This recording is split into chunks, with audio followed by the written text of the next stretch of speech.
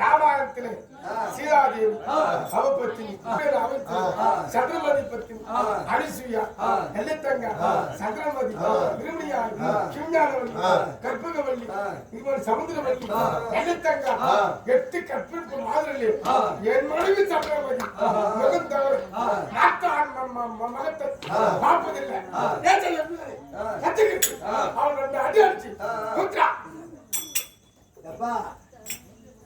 எல்லாம் ஆட்டாட வந்துட்டான். ஆமா முத்தாரத்தை பரிசா கொடுன்னு கேட்டான். யாரு நீதான் அரிசத்து. ஐயா எனக்கு இது வேணாம், எனக்கு வேணாம்.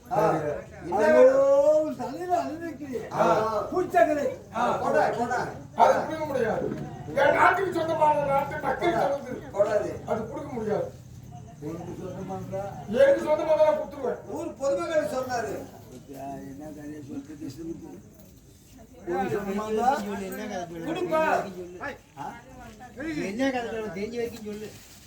கரெக்டான வார்த்தை சொல்லிட்டாரு.